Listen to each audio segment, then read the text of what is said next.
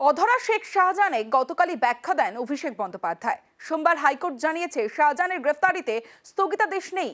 আদালতের এই বক্তব্যকেই হাতিয়ার করেছে তৃণমূল, নিশানা করেছে বিরোধীদের, পাল্টা বিরোধীদেরও চড়া সুর। সন্দেশখালীর বেতাজ বাদশা শেখ শাহজাহান গ্রেফতার না হওয়ায় বারবার সুর চড়িয়েছে বিরোধীরা। শাহজাহান ধরা পড়বে না, পুলিশ প্রোটেকশনে তাকে রাখা হয়েছে। এই মামলা যদি কলকাতা হাইকোর্ট সিবিআই কে ট্রান্সফার না করে বা এনআইএ কে ট্রান্সফার না করে, শাহজাহান অধরাই থেকে যাবে। ডিজি মনে করলে এক চুটকিতে অ্যারেস্ট হয়ে যাবে। বাংলার মুখ্যমন্ত্রী না চাইলে শাহজাহান অ্যারেস্ট হবে না। শাহজাহান কেন অধরা, এ নিয়ে রবিবার ব্যাখ্যা দেন অভিষেক বন্দ্যোপাধ্যায়। ইডির অ্যাপিল অনুযায়ী কলকাতা হাইকোর্টের প্রধান বিচারপতির বেঞ্চ সেই স্টে মঞ্জুর করে। স্টে মানে ইনভেস্টিগেশন হবে না, স্টে মানে কাউকে অ্যারেস্ট করা যাবে না।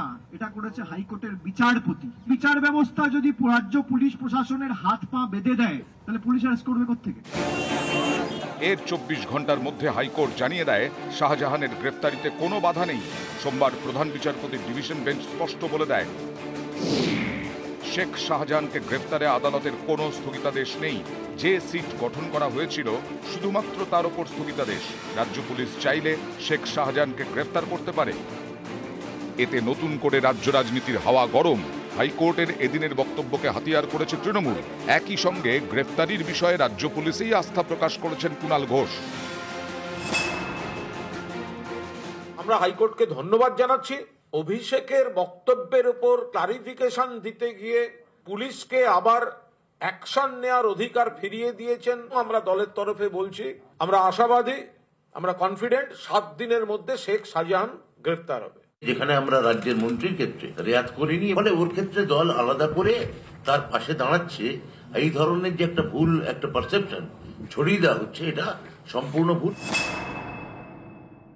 আদালতের নাম করে আদালতকে অবমাননা করা হয়েছে, অমর্যাদা করা হয়েছে। দীর্ঘদিন ধরে তার বিরুদ্ধে অভিযোগ ছিল, শাহজাহানকে কোনোদিন ডেকে পাঠানো হয়নি। প্রধানমন্ত্রী আসা পর্যন্ত সন্দেশখালী ইস্যুটাকে জিইয়ে রাখতে হবে। সেই কারণে এটা উস্কানি দেওয়ার জন্য এদেরকে ইচ্ছাকৃতভাবে ওই জায়গাটা পাঠানো হচ্ছে।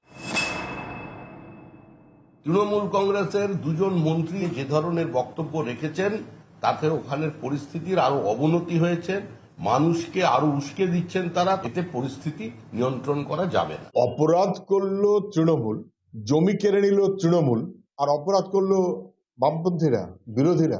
শাহজাহানদের লুঠের টাকার ভাগ নিতে অভ্যস্ত, সেই কারণে ওদের পাশে দাঁড়িয়ে আছে। নিউজ 18 বাংলা।